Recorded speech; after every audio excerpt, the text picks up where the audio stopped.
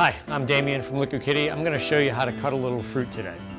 There's a couple different styles of fruit. I'm going to start with an orange so you can see it. It's a little bit bigger and you can see a little bit better what the different cuts are. You're going to go to a restaurant, sometimes you'll get a wheel, sometimes you get a half wheel, sometimes you get a wedge. I want to show you how we cut them and how to do the other styles.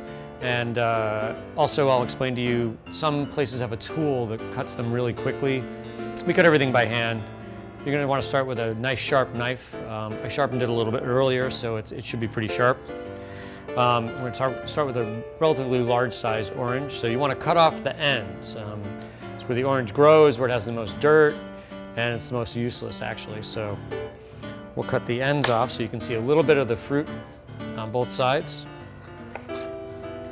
And the first thing we'll do is cut the way we cut at the Kitty. We cut all our lemons, limes, and oranges this way.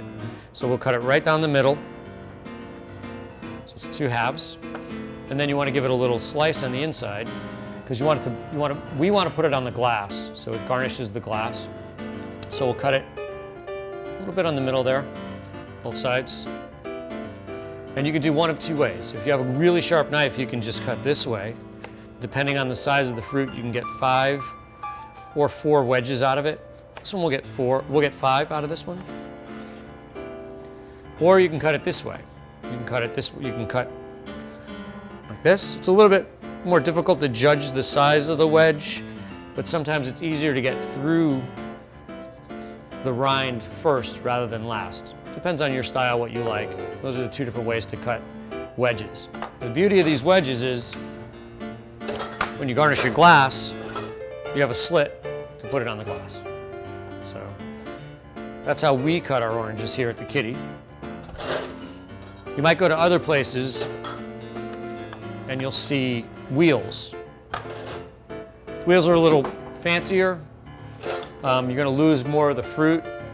So again, you want to cut off the ends of the orange, but you want to cut it in a little bit further so you definitely see a lot of fruit.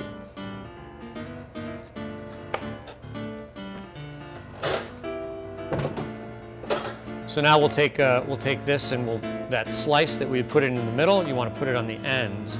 And you want to cut right through to almost halfway through. Now we're going to actually cut wheels out.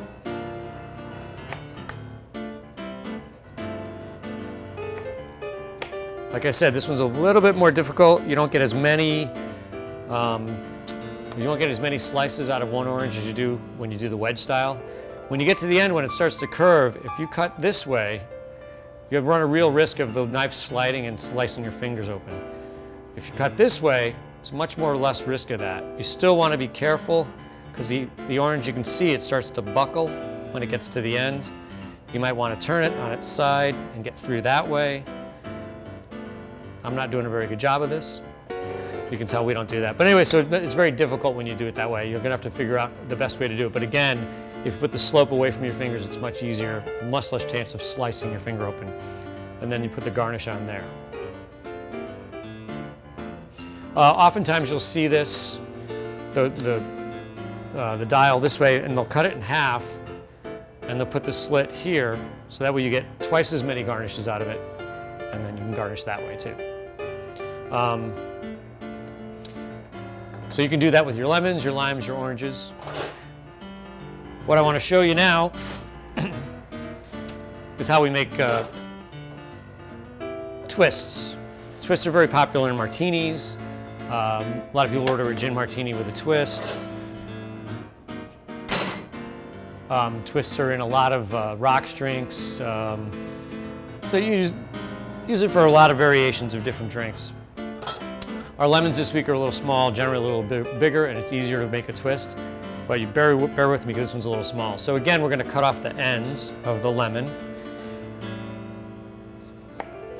There's a couple of ways to do this. You can actually make twists beforehand, slicing all the way through multiple times, and then when you peel the rind off, you get little twists. I like to just put one slice on each side, and what you're going to do is cut right through the rind to the meat of the fruit. If you give it a little roll, it'll pull the rind away from the center a little bit, from the meat. Then you take your bar spoon which is curved perfectly for this sort of thing. And you get it wedged right between the rind and the meat of the lemon. You just push it in and you follow the contour of the lemon so that it slides right between the meat and the rind. Do one side, do the other side, and then flip it over and do it again until you meet where you already went through. And you'll find that it all takes is a little bit on the second side. And if you're in the right spot, it'll slide right through. Now you'll see that what I've done is I've pulled the rind from the lemon.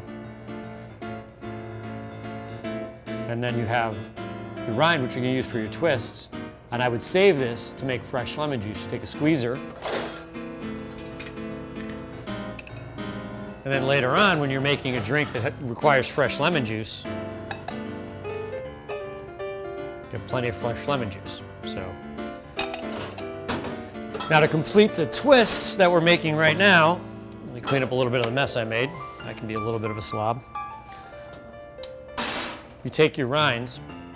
Some of the rinds are really thick. They hold their shape. You can just slice them right away. These are a little bit smaller, so I'll curl them up a little bit. And I'll cut them a little thicker than I normally would because you want to use what's on the rind in your drink.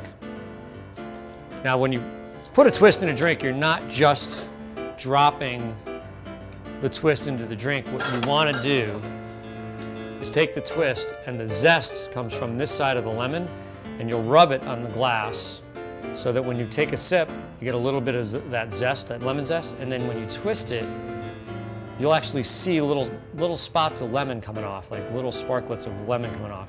And then you drop it in the drink. That's a proper way to twist a drink. And those are the way to make the different style cuts for your garnishes on your drinks. We're going to talk a little bit about a drink called the Incredible Hulk. The Incredible Hulk was developed by a bartender at one of Sean Combs' restaurants in New York City, probably in the late 90s, early 2000s. And it was really an inspiration to kind of boost the sales of Hypnotic.